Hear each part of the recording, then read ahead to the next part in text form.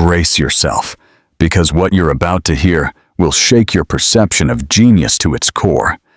A child on a school trip solved what 30 engineers couldn't, and what happened next left everyone in shock. Welcome to Conquest Tales, where we invite you to listen with an open heart. Get ready, because this story is one of the most incredible you'll ever experience. The sun had barely risen when the school bus pulled up in front of the imposing glass building. The children, their backpacks loaded with lunches and notebooks, descended excitedly. For most, this would be just another field trip, a guided tour of a technology company where engineers manufactured parts for airplane engines and electric cars. But for one of them, that day would change everything. Among the sixth graders, one stood out for his silence: Santiago Medina, an 11-year-old boy who rarely spoke but never stopped observing.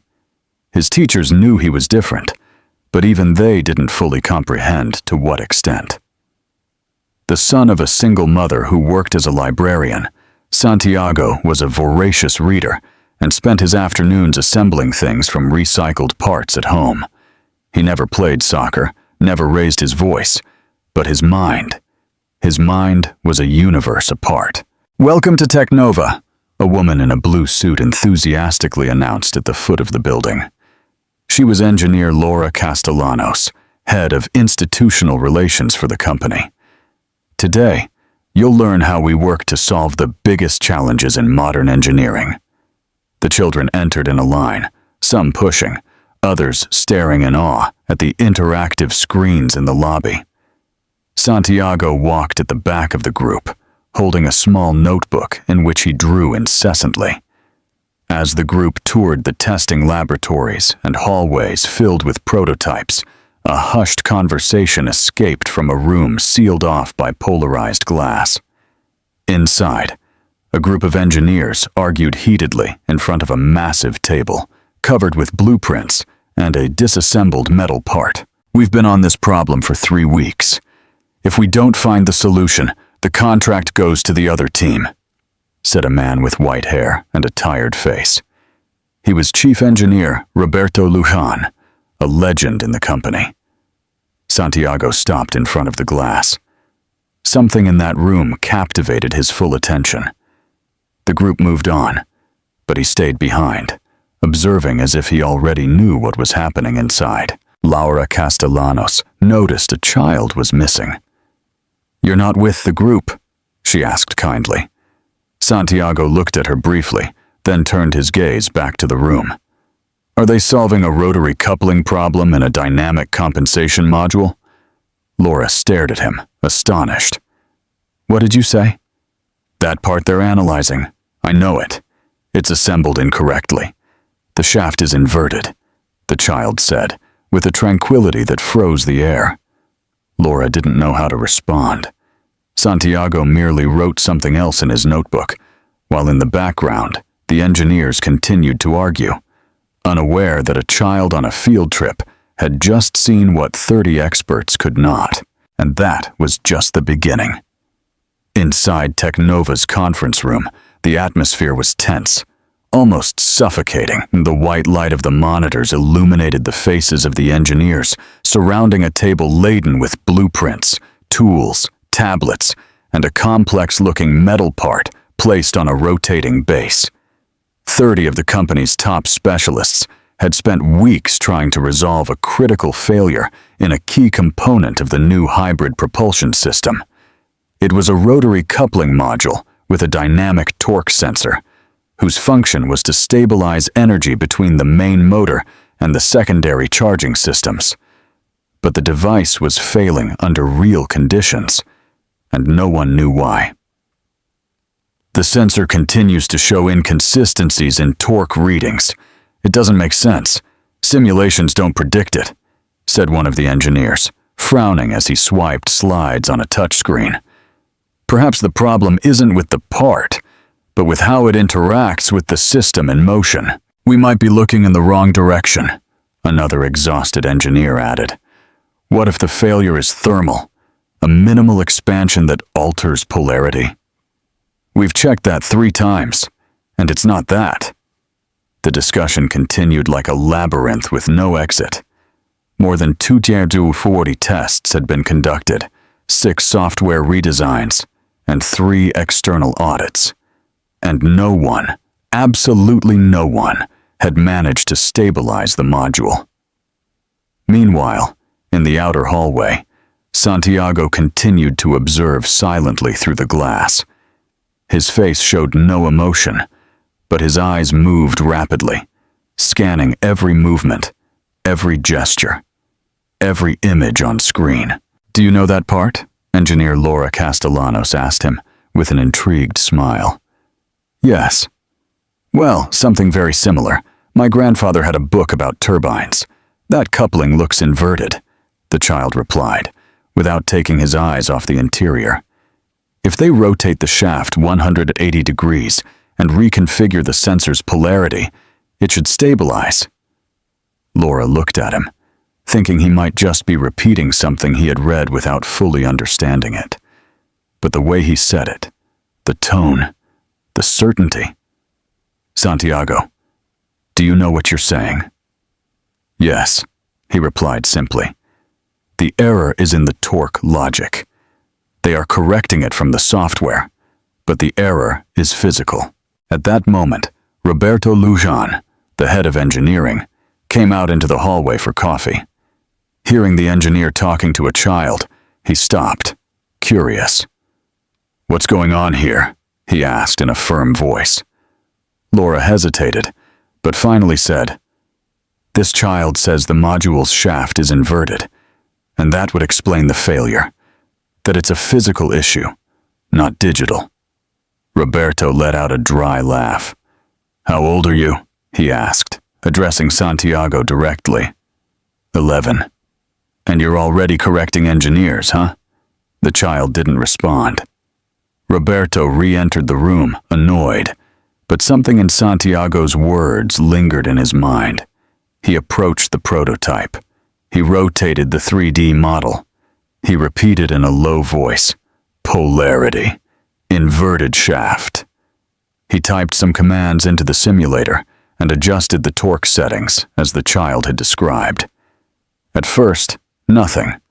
But then, the values began to align. The simulation didn't fail. Silence fell over the room. "What did you do?" one of his colleagues asked. "Nothing. I just rotated the shaft and reconfigured the polarity." "And that's what a child said. Who's in the hallway?" Everyone turned their heads towards the glass. Santiago was still there, his notebook in hand. Motionless. Roberto took a deep breath, unsure if he felt shame, admiration, or fear. "Bring him in. Let him enter." And so, an 11-year-old boy in a school uniform was invited to enter one of the country's most exclusive advanced engineering rooms. No one knew it yet, but that moment would mark the beginning of a silent revolution that would change the course of the company and many lives. When Santiago crossed the threshold of that room, time seemed to stop. The engineers, men and women with international careers, looked at him as if an anomaly had erupted into their ecosystem. A child, with worn school shoes, a wrinkled white shirt, and a notebook in his hands. "Is this a joke?" someone whispered. "He must be an employee's son," another commented disdainfully. Santiago said nothing. He simply walked to where Laura indicated and observed the disassembled part on the table. His eyes scanned the shaft, the sensors, the coupling interface, and finally he looked up at the chief engineer. "Can I ask a question?" he said calmly. "Go ahead," Roberto Lujan replied, arms crossed, trying not to show his skepticism. "How many times did you try inverting the shaft before calibrating the torque?" Santiago asked, without beating around the bush. There was an uncomfortable murmur. One of the engineers, the youngest in the group, looked at him in surprise. "None, because the shaft was designed for only one direction," he replied. Then the error isn't in the shaft's design, the child retorted, but in the assumption about its function. A dense silence fell over the place. Roberto pressed his lips together. You know what that means, don't you? That you're questioning the basic logic of our system architecture? Yes, the child said, because it's the logic that's failing. One of the engineers let out a sarcastic laugh. Well, and what else does the little genius propose? That we change the entire assembly line because he thinks so? There's no need to change everything, Santiago replied, unfazed. Just adjust the feedback sequence and reconfigure the reading direction. The faces in the room were a mosaic of surprise, contained mockery and bewilderment. One of them got up from the table and approached Laura. This is ridiculous. We have a meeting with investors in 3 days, and you're bringing this. Laura swallowed. It wasn't her intention to provoke a crisis, but she also hadn't expected a child to say something that would shake the structure of egos present. Just listen to him, 1 more minute. But not everyone was willing. One of the oldest engineers, Dr. Arnaldo Suarez, stood up with his hands in his pockets and walked over to the child. Tell me, Santiago, do you know how many years of study I have? No, he replied sincerely. 32. I've worked for Airbus, Tesla, and 2 aerospace agencies. Do you know what those companies have in common? They all have people who once made mistakes, Santiago said, in a serene voice. There was a faint echo of laughter, not of mockery, but of surprise, because the answer had been precise, direct, painful. Arnaldo stood still. He said no more. It was then that the young engineer, who hadn't spoken until now, approached. Santiago, would you mind showing us exactly what you see wrong with the design? Santiago nodded, and with a delicate gesture, placed his notebook on the table. He opened it to a page full of hand-drawn diagrams, detailed, clear, and in the center, a modification of the original piece that none of them had imagined. At that moment, for the first time in days, the room ceased to be a battlefield of egos and became a learning space. But off camera, beyond the glass, a person watched in silence. It was Technova's CEO. He hadn't been invited, but he had heard rumors, and what he had just witnessed left him breathless. That child was not ordinary, and what was about to be discovered would change not only the company's future, but Santiago's forever. The young engineer, Martín Aponte, a National University graduate specializing in dynamic simulations, held Santiago's notebook as if it were a rare jewel. He observed it carefully, and as he read, his expression changed. It went from disbelief to astonishment, and then to a kind of silent respect. This makes sense. It's not a child's drawing. It's a complete functional redesign. What are you saying? Arnaldo Suarez asked from the back. I'm saying that if we do what this child proposes, we could stabilize the module without changing its external architecture, Martín replied. The atmosphere shifted. Where there had been sarcasm and arrogance, a crack now opened. The possibility that this child had seen something they had not. Laura Castellanos took a breath. She knew the situation was outside protocol, but she couldn't stop it. Santiago remained silent, his gaze fixed on the metal piece on the table. Can you explain it yourself? Martín asked him. The child nodded. He walked to a digital whiteboard and, with a naturalness that chilled everyone in the room, began to redraw his proposal. Reconfiguration of the torque sequence, shaft inversion with progressive angular adjustment, and a simple inversion in the sensor's reading signal.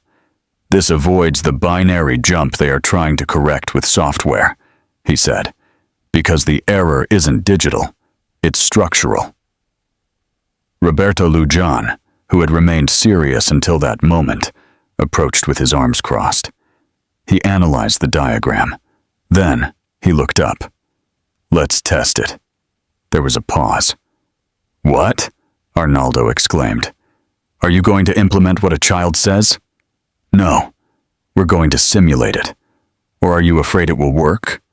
The tension was palpable. The engineers took the blueprints. Martín and Santiago worked together, digitizing the child's diagram. They uploaded it to the dynamic load simulation system. Everyone waited in silence as the software's engines analyzed the new design. In the background of the laboratory, observing unseen, was Tecnova's CEO, Eduardo Sanabria. He had received a security alert about an unauthorized minor entering a restricted area, but instead of intervening, he decided to observe. And what he saw left him speechless. A child with a calm voice and the eyes of a genius. Professional engineers leaning over his notebook. Egos surrendering to fresh ideas. It was like seeing the future in miniature. The simulator beeped. Martín looked at the screen. "Stabilized," he whispered. "0 failures in 300 cycles." Roberto took a step back. "That can't be." "It is," Martín said with a smile. "The solution was here all along, and none of us saw it." Everyone looked at Santiago, some with astonishment, others with shame. But there was an unexpected reaction. Santiago didn't smile. He didn't celebrate. He just observed, as if all this were the most normal thing in the world. "And how did you know this?" Roberto asked. "I didn't know it. I just saw it." And at that moment, Tecnova's CEO decided to enter the room. Everyone turned to see him. Laura paled. Roberto stiffened. "Relax," Sanabria said in a grave voice. "I didn't come to interrupt. I came to congratulate the youngest engineer who has walked through these doors." And then he extended his hand to Santiago, who took it shyly. "What's your name?" "Santiago Medina." "I'll remember you, Santiago, and I won't be the only one." In that instant, something much deeper than a technical improvement was sealed. A destiny was sealed. After the greeting with the CEO, the silence in the room was deeper than any applause. No one knew what to do. It was as if the air itself had changed density. Some engineers looked at each other without speaking. Others averted their gaze. And Santiago? Santiago simply closed his notebook and put it in his backpack, as if nothing had happened. "Can I go back with my group?" he asked naturally. "Of course, son," Sanabria said, smiling. "But before you go, I'd like to speak with your teacher." Laura nodded and accompanied the child to the door. But even when he left, the name Santiago continued to resonate within the walls. "What kind of child is that?" Arnaldo whispered to a disbelieving colleague. "A genius," Martín replied without hesitation. "One of those born once in a generation." In the outdoor courtyard, Santiago rejoined his group. No one noticed what had just happened. While his classmates played or took photos with their cell phones, he sat under a tree and began to draw a turbine he had seen in his notebook as he passed by. Science teacher Camila Estrada approached him. "Are you okay? Laura told me you were in one of the rooms." "Yes," he replied, without looking up. "I just showed them something." "Did they treat you well?" "Yes." Camila watched him in silence. She had known him for 2 years. He had always been different. He didn't socialize much, but it wasn't out of shyness. It was as if his inner world was so immense that he didn't need the outside world to entertain himself. Inside the building, Eduardo Sanabria ordered a discreet review of the child's profile. "I don't want any scandal," he told his assistant. "I just want to know who he is." Reviewing school records, they found minimal data. Santiago Medina, 11 years old, only child. His mother, Lucia Medina, a primary school librarian, with no university records or active social media. Father, absent. Address in a modest area of the city. But what caught their attention most was this. Santiago had no registered psychological medical history, nor had he participated in competitions, Olympiads, or talent programs. He was invisible to the system. And how did he get here without anyone noticing? Sanabria murmured. Maybe he never needed to be noticed, Laura replied, who had overheard from the doorway. Do you think he understood everything he was saying? I don't think so, I'm sure. He has a mind trained in a way we don't understand. That night at home, Santiago had dinner with his mother in silence. It was a common routine. She asked him how the trip had been. He replied, Good. It was interesting. Lucia smiled. She didn't need more. She knew her son only spoke when something truly moved him. Did you learn anything new? Santiago hesitated. Then he said, No, but they listened to me for the first time. Lucia looked at him, not fully understanding. She stroked his hair and collected the dishes. But on the desk. Inside his backpack, Santiago's notebook was still open to a special page, a diagram of the system he had corrected, and a note written in his own hand. If everyone looks at the same thing and no one finds the flaw, maybe they are looking from the wrong place. That same night at Technova, a team of engineers worked on his design. The module had been stabilized. Investors had been notified. The project would be delivered on time. But no one could sleep, not because of the technical success, but because of the persistent echo of an uncomfortable truth. They had been outsmarted by a child. And that was just the beginning. 2 days after the incident at Technova, a formal letter arrived at the address of Tomás Alva Edison Public School. It was addressed to the principal, but it bore the official logo of the country's most recognized engineering company. Inside, an invitation. They wanted Santiago Medina to return to their facilities, this time to participate in an observation day in the main laboratory. When the principal read the letter, she thought it was a joke. The same Santiago Medina? She asked several times, showing the paper to the teachers. The boy who barely speaks? Camila Estrada, the science teacher, confirmed with a smile. Yes, he was the one who found the flaw no one could solve. But how? He didn't even sign up for last month's science fair. Because he doesn't seek recognition, he just seeks to understand. The news spread quickly through the school. Some teachers began to treat Santiago with a mixture of respect and confusion. But he didn't seem affected. He continued to arrive early with his notebook, sit in the last desk, and respond only when necessary. That same afternoon, Technova sent a car to the modest house where Santiago lived with his mother. Lucia opened the door with her apron on and an expression of suspicion. She wasn't used to visitors, especially not people dressed in formal suits. Mrs. Lucia Medina? Yes. What's going on? We are representatives of Technova. We've come to talk about your son. Lucia frowned. Has something happened? On the contrary, your son has done something extraordinary. They invited her to accompany Santiago to the company. They wanted to show her what had happened, talk about possibilities, about the future.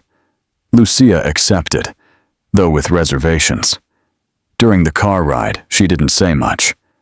Santiago sat beside her, looking out the window, but something was different about his face. Not anxiety, not fear, but a kind of quiet anticipation, as if he knew something new was about to begin. Upon arriving at Technova, they were greeted by Eduardo Sanabria and Laura Castellanos. It's an honor to have you here, the CEO said. Santiago has impressed us. Lucia looked at her son and then at the man in the suit. My son just observes. He's always been that way. Yes, but what he observes, he understands, and what he understands, he transforms. They showed them the laboratories. They explained how Santiago's solution had saved a $1 million contract. They showed them the redesigned blueprints, now signed by the engineers, with a line at the bottom that read, "Based on Santiago Medina's original sketch." Lucia didn't know what to say. Eduardo then asked her, "Have you ever had him professionally evaluated? A psychologist? A neurologist?"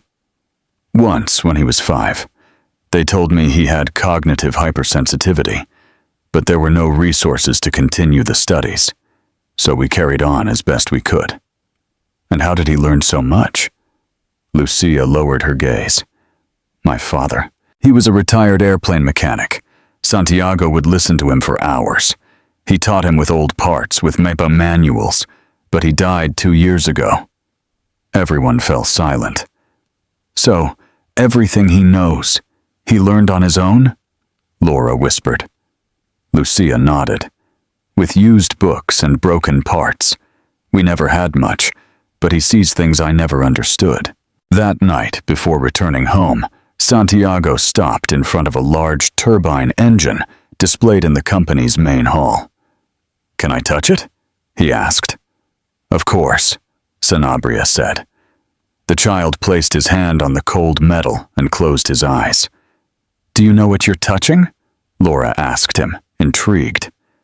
"Yes," Santiago said, without opening his eyes. "A pressure map, a dance of heat. It's like it's talking to me." Sanabria turned to his assistant.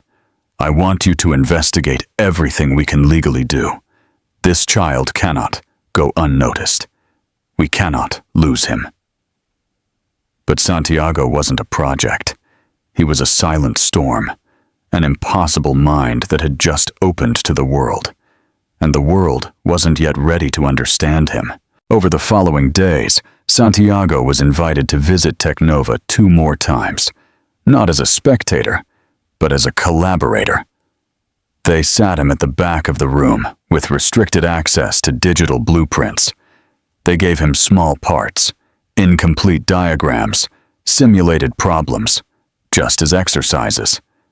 But every time the child touched a diagram, he found something no one else had seen. "It's not magic," said Martina Ponte, who watched him fascinated. "It's pure logic, but stripped of noise, of ego, of habit, of the need to be right." Martine had become a kind of informal tutor. He was the only one who treated him as an equal, not as a circus attraction, but not everyone saw it that way. In a coffee room, 2 engineers talked in low voices. "This isn't right. A child is displacing us." "And what do you suggest? That they ignore him?" "No. But we also can't allow someone without training to dictate the direction of this company. Do you realize how that sounds? And do you realize what's at stake? We spent years studying, working, competing, and now it's enough to be 11 and have a notebook." The seed of resistance had been planted. Meanwhile, Santiago began to notice that something had changed in the atmosphere. They weren't hostile stares. It was something more subtle. Comments not spoken aloud. Silences that weighed too heavily. Even Laura, who held deep affection for him, began to worry. "Do you feel comfortable here?" she asked him one day, as he worked on a thermal damping model. "Yes, but they don't." "Who?" "Those who no longer want to be wrong because they think it makes them less." Laura fell silent. The child had summarized what even she hadn't been able to name. At home, Lucia noticed something new in her son. He didn't talk more than usual, but his mind was more agitated. He drew for hours. He woke up in the early morning to jot down ideas, and one night, as they had dinner, he said something that made her stop. "If something is broken, you always have to fix it." "What do you mean?" "People." Lucia looked at him softly. "You can't always fix what's broken. Sometimes, you have to learn to look at what's still whole." Santiago didn't answer, but that night he drew something different. Not an engine, not a system, but a human face, with fractured lines and a note underneath. The most complex problem is the one that doesn't want to be solved. Days later, Martine received a call from Director Sanabria. He wanted a private meeting. "What's going on?" "We have a confidential, very ambitious project. It requires fresh minds, unlimited creativity." "And you want Santiago to see it?" "I want Santiago to lead it." Martine didn't know what to say. But he's just a child. And yet, he's the only one here capable of seeing what no one else sees. That afternoon, when Santiago arrived at the laboratory, he was led to a room he had never seen. Inside, dark screens, holographic projections, experimental parts. It was a secret project classified as PHX Aurora, a hybrid energy system capable of powering entire cities. "We want your opinion," Sanabria said, "and if you can, a solution." Santiago didn't answer immediately. He approached the console. He observed the data floating in the air, and in a soft voice, like someone who already knows the end of the story, he said, "All of this is built on a mistaken idea." "Which one?" "That the limit is in technology." "And where is it then?" "In what you're willing to see." Sanabria smiled. But kilometers away, in a secluded office, Arnaldo Suarez drafted a confidential report. A document that would seek to curb Santiago's access to certain areas. Using a single excuse: the future of a company cannot be entrusted to a child's intuition. What he didn't know was that this child had already changed more than the blueprints. He had begun to change the soul of those around him. The day began like any other. Santiago arrived early at Technova, as he had for the past few weeks. They were waiting for him in the east wing of the building, where the PHX Aurora project was undergoing technical review. Martina Ponte greeted him with a smile, but something in his face revealed worry. "Today there will be a general presentation," he said. "Everyone will be there, the engineering council, some executives, and internal press. Why? They want to show progress, and they want you to present a part." Santiago looked at him with a neutral expression. "Are they ready for that?" "Some are. Others just want you to fail." What Santiago didn't know was that, behind the scenes, Arnaldo Suarez and two other engineers had orchestrated something deeper. They subtly altered part of the simulation data Santiago would use.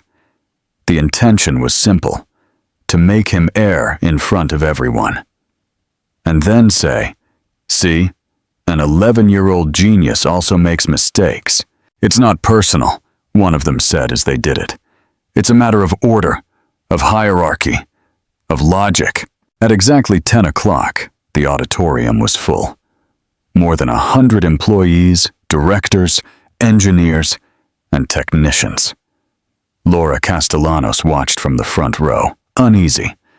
Martine never took his eyes off the console, and Lucia, an invited guest, sat discreetly at the back. Sanabria took the stage. "Today we want to share with you something more than technical advancements. We want to show you what happens when someone looks at the world without filters, with new eyes." He called Santiago to the front. The child walked with a firm step. He carried his notebook under his arm. He didn't use papers or screens, only a tablet with access to the systems. He began to explain his proposal, a modular redistribution of the PEX Aurora system that allowed for a 17% increase in efficiency without altering the base infrastructure. Everything was going well until he ran the simulation. On the giant screen, the data began to collapse. Errors, instability, total failure. A murmur swept through the auditorium. Some covered their mouths. Others lowered their gaze. In the second row, Arnaldo smiled. Sanabria frowned. Lucia stood up. And Santiago? Santiago just looked at the screen without blinking. "Something's wrong," he said, unfazed. "Looks like your idea didn't work," a voice from the audience commented. Santiago looked up. "No, my idea works. What's wrong is this." He typed quickly. He opened the logs. He compared them with his original diagram. He accessed the internal records. And then he saw it. Module 3 has been modified. The response sensor is inverted. Martin approached the stage, reviewed the code, and confirmed it. "This has been manipulated," he said loudly. "This is not an error. It's sabotage." A deadly silence fell over the room. Santiago spoke again, in a soft but firm voice. "Ideas don't fail on their own. Someone has to sabotage them first." Laura stood up. "Sanabria, too." He ordered an immediate audit. "I want the access logs, now." Lucia walked onto the stage.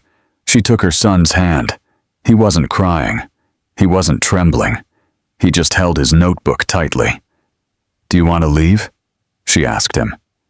"No, they're not going to decide when this ends." Hours later, in a private room, the audit revealed the inevitable. Arnaldo Suarez and 2 colleagues had accessed the system with their credentials hours before the presentation. They had altered the data. The house of cards collapsed. They were immediately suspended. But something else happened. Santiago, instead of retreating, returned to the stage that same afternoon.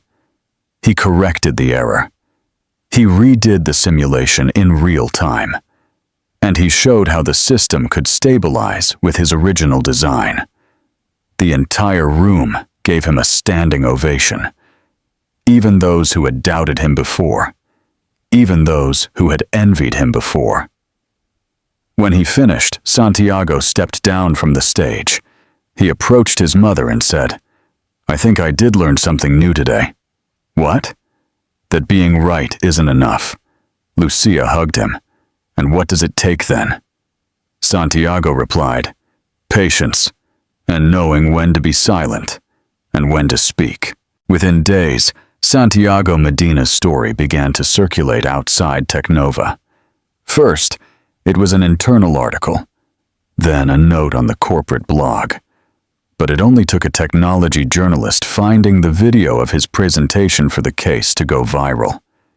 11-year-old child detects flaw 30 engineers couldn't solve. Sabotage at Tecnova exposes the genius of an anonymous student. We are witnessing the birth of a new Tesla. The media soon arrived at Santiago's school.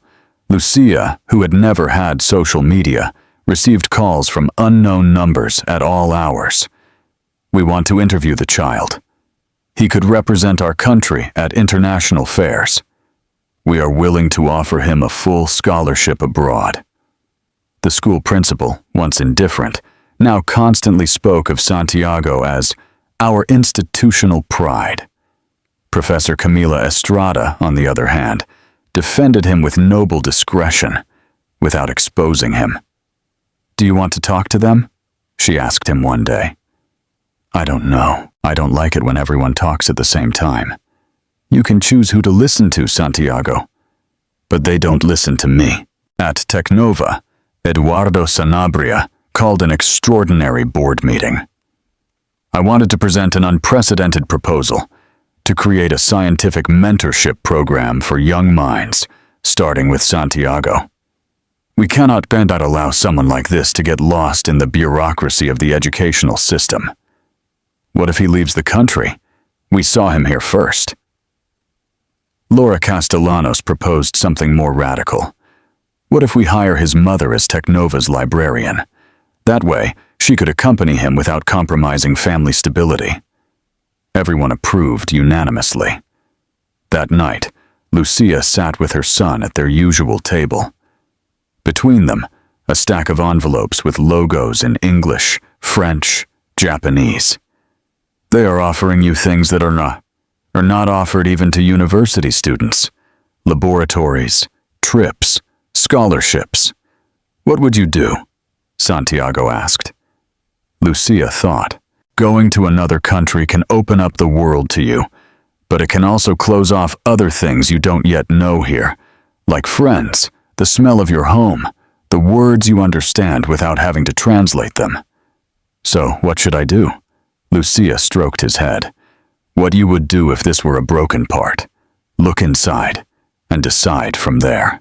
The next day, Santiago arrived at Technova with his notebook under his arm and a decision made.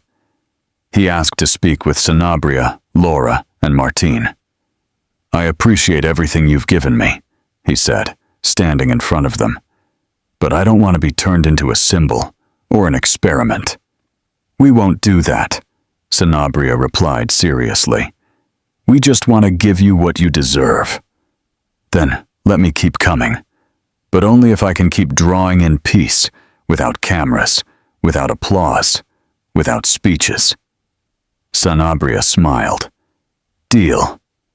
That afternoon, in his corner of the laboratory, Santiago opened a new blank page.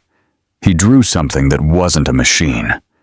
It was a city, a power grid connecting humble homes with technological centers, a self-sustaining structure without hierarchies, without borders. And below he wrote, True intelligence does not seek to shine. It only seeks to serve. What Santiago didn't know was that someone was already looking at that notebook from outside the room, an envoy from a university far away. And he hadn't come to offer him a scholarship, but to make him a proposal that would change his life forever. The man waiting in the Technova lobby, Helu, didn't wear a suit or carry a briefcase or a commercial smile. He wore simple clothes, round glasses, and a worn leather backpack. His name was Leonard McAllister, a professor of complex systems at the Swiss Federal Institute of Technology Zurich, one of the world's most prestigious research centers.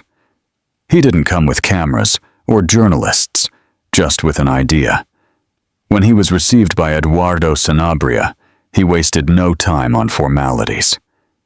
I'm here for the child, not to take him away, but to invite him to think differently. Sanabria looked at him attentively.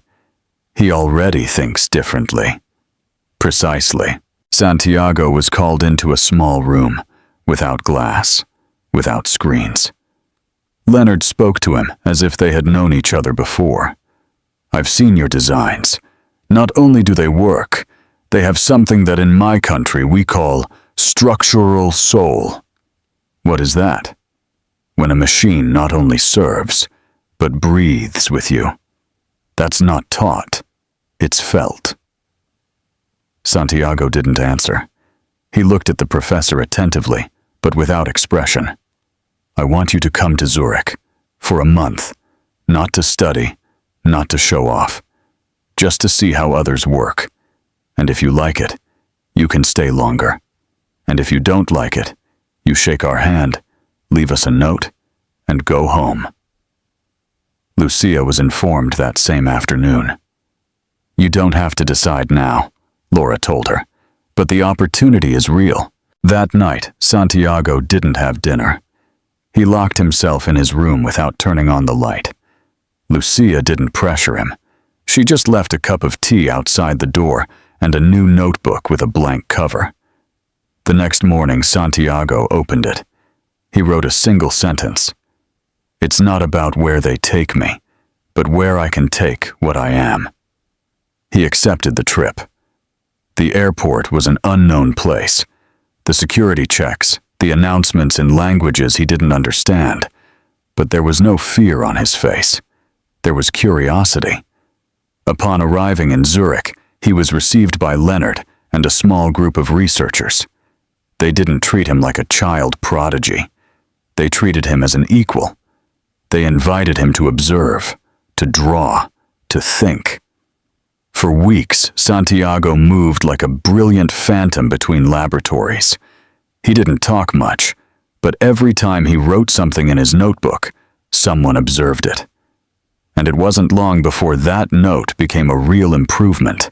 "We had never seen anything like it," said a Hungarian engineer on the team.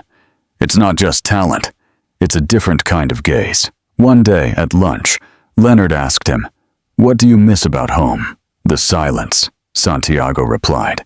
"Is there too much noise here?" "There are too many answers, and too few questions." At the end of the month, Santiago returned to his country, but not as a visitor. He returned as someone carrying something new in his backpack.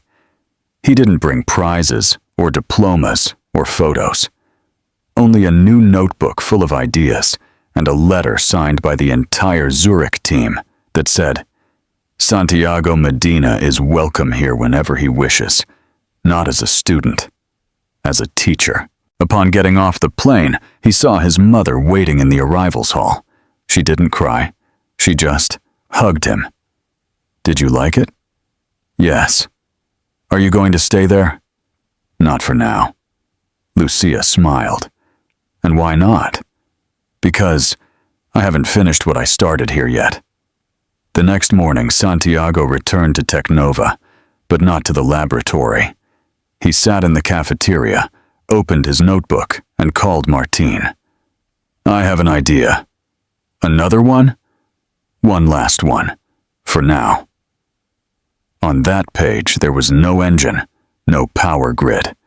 There was a classroom, a school, with free access to systems, workshops, materials, a place where children like him wouldn't have to wait for a field trip to be heard. And at the bottom of the page he wrote, "Perhaps I am not the smartest. Perhaps I was just the first one they let try." Weeks passed since Santiago's return. His routine returned to normal. Public school, his desk, his drawings. But something inside him was no longer the same. It wasn't about fame or titles. It was a seed, and that seed began to germinate. A child found him waiting at the Technova reception with his backpack and a folder. "Did you come to work on another design?" "No, I came to show you a plan." The folder contained printed sheets, sketches, diagrams, not of a system, of a school. "What is this?" "A proposal to build a special classroom for children who see differently, like me, but who don't have anyone to show what they see to." Laura skimmed the pages, growing more excited with each one. The design was functional, economical, scalable, designed for vulnerable areas. "How did you think of this?" "Because if I hadn't gone on that trip, I'd still be drawing alone." Technova quickly sponsored the project. With the help of Sanabria, Lucia, and Camila Estrada, within weeks, a working team was assembled to launch the first prototype, a mobile school, capable of being installed in neighborhoods without infrastructure, with recycled materials, solar power connection, and limited but functional digital access. And most importantly, no uniforms, no exams, just open notebooks and free questions. During the inauguration, no one gave speeches. Only a hand-carved wooden plaque was placed, which read, "No one comes here to answer. Everyone comes to discover." Santiago was there, standing, silent, but on his face, for the first time, there was a real smile.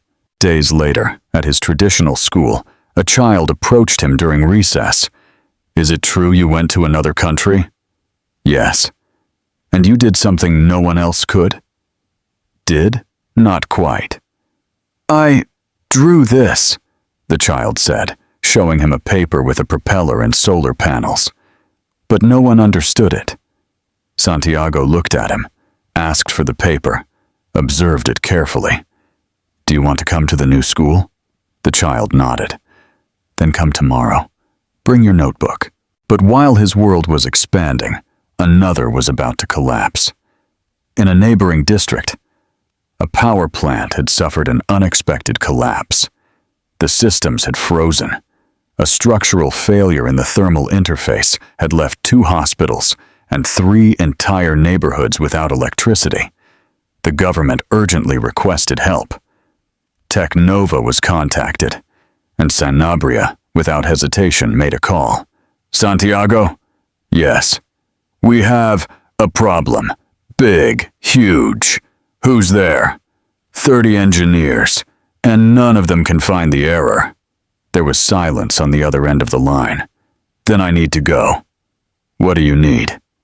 My notebook and 3 more kids. What? Trust me. Hours later, Santiago arrived at the Emergency Operations Center. He carried his backpack, and behind him, 3 students from the mobile classroom, all under 13 years old. One knew how to program, another understood thermal flows, and the third was a specialist in reading hardware errors, all trained in silence. The engineers looked at them with skepticism. Are these the reinforcements? No. They are the ones who haven't yet learned to make mistakes like us, Santiago replied. In less than 3 hours, the children found the error, a conflict of thermal routes and an inverted reading in the automatic restart protocol. The plant went back online, the hospitals regained power, and a local newspaper headlined that night, 4 children solved what 30 adults couldn't again. But Santiago didn't speak to journalists. He just went home, opened his notebook, and wrote, I am not a genius. I was just lucky they let me speak in time. Now it's my turn to listen to others. 2 years had passed since the incident at the power plant. Since then, Santiago Medina's name had ceased to be a surprise, but it never ceased to be a mystery. He didn't accept international scholarships. He didn't sign million-dollar contracts. He didn't appear on covers. He only asked for one thing: time. Time to observe, to build, to listen, and above all, to share what he had learned without imposing it. The mobile classrooms, those that began as a sketch in his notebook, were now more than 20, distributed throughout the country. Some in remote villages, others in marginalized neighborhoods, others near forgotten industrial zones.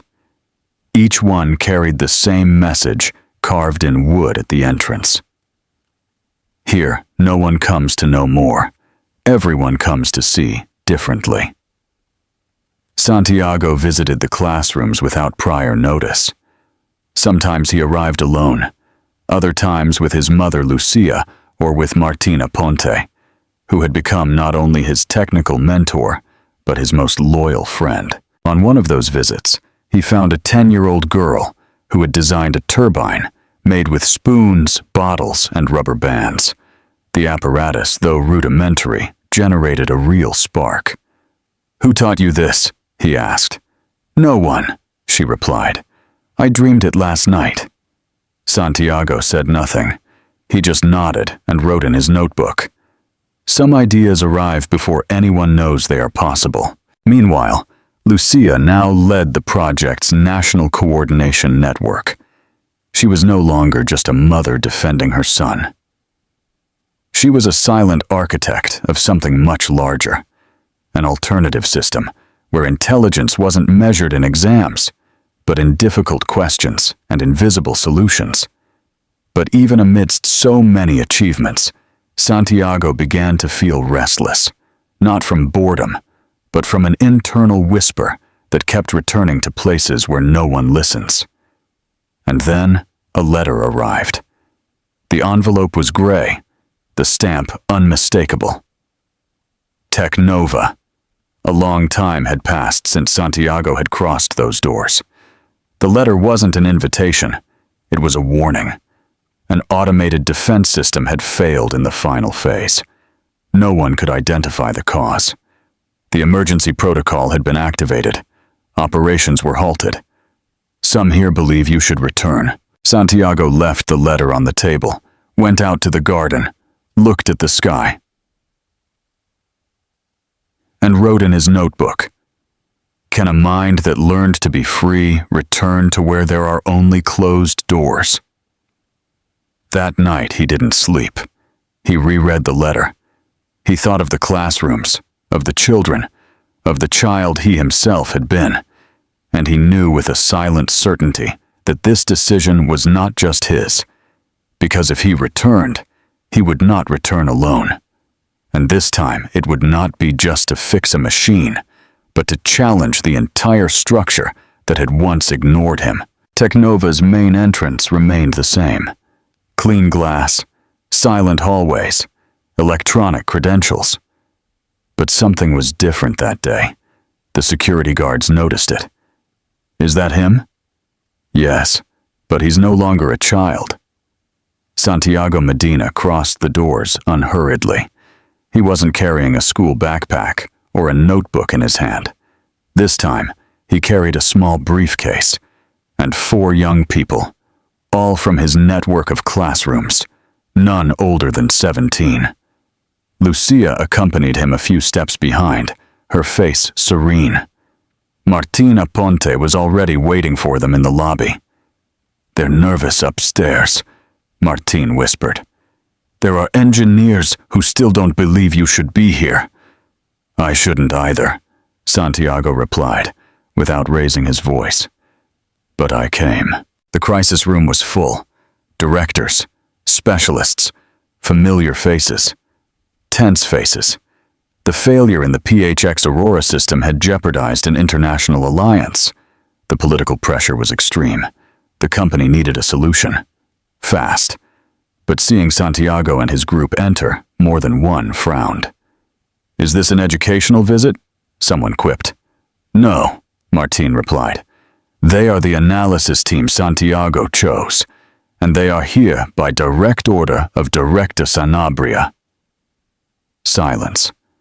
"What do we know so far?" Santiago asked, now standing in front of the main screen. An engineer showed the data. A chain of failed reboots, thermal inconsistencies, and errors in the sensor's security layer. "And why haven't you solved it?" "Because we can't find the origin point." Santiago turned to his 4 companions. Each one took a section of the problem. In a few minutes, they began to point out minimal structural errors, invisible to the naked eye, but lethal in accumulation. "They are trying to control the system with human parameters," said one of them, barely 14 years old. "But the system has already learned to self-adjust. The error is trying to guide it as if it were blind." There were murmurs in the room. "What does the team propose?" a director asked. Santiago took a deep breath. "Reset the logical core. Don't reprogram it. Don't repair it. Listen to it. The system is saying it no longer trusts the orders it receives. You have to teach it to decide freely within ethical limits." "Are you saying we have to let artificial intelligence think for itself?" "No. I'm saying we have to let it feel." An electric silence fell over the atmosphere. An older engineer stood up, annoyed. "This is ridiculous. We don't need philosophy here. We need technical solutions." Santiago looked at him calmly. "Perhaps that's why you've been weeks without solving it." Lucia watched everything from a corner. She didn't intervene, but in her eyes there was a silent flame. Her son was no longer a child with ideas. He was a quiet force bending the steel of institutions. Sanabria arrived minutes later. He listened to the proposals, and without asking permission, he made a decision. "Implement Santiago's protocol, now." And while the technicians rushed to execute the changes, Santiago opened his briefcase again. He pulled out a new notebook. He placed it on the central table.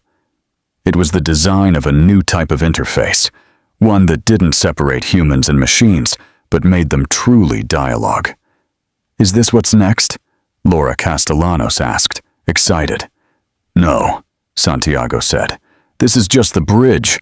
What's next? It has no blueprint." Minutes later, the screens lit up. The system stabilized. Everything went back to operating. But no one applauded.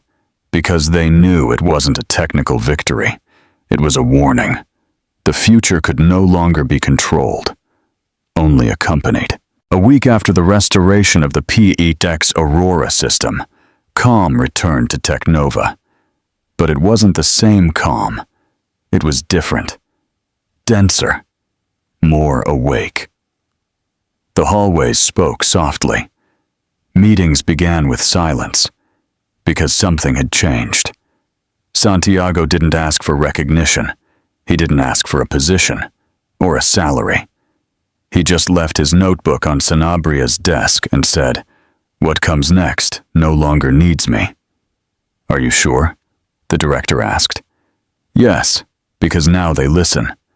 And he left, without applause, without cameras, without goodbyes. He went home with Lucia, walking. She, as always, asked no questions. She just walked beside him. That night, as they prepared for bed, Lucia served him tea and said, "And what will you do now?" Santiago looked out the window. "The same thing I did before they saw me." "What's that?" "Look for questions no one has asked." Weeks later, at an international conference on innovation, someone mentioned his name. An academic said, "Medina is not a genius. He is a crack, a space where something new entered without asking permission." And everyone in the room understood. Santiago's notebooks began to circulate anonymously, digitized by his students, translated in forums, replicated in hidden classrooms. No one knew if he had approved them, but no one dared to stop them, because on every page, in every idea, there was something more than solutions. There was freedom. In one of his classrooms, a child built a device that predicted lightning storms, using aluminum cans and recycled sensors. "Will it work?" he asked. Santiago looked at him and smiled. "And if it doesn't work today, do I try tomorrow?" "No. Try differently." Santiago Medina's story didn't end with a medal, or a statue, or a foundation. It ended. If it ended at all, in the hands of others, in every open notebook, in every child who dared to ask. And although his face disappeared from the newspapers, his presence remained lit, like an engine that no longer turns off, like a living question, like a flame that doesn't burn, but illuminates.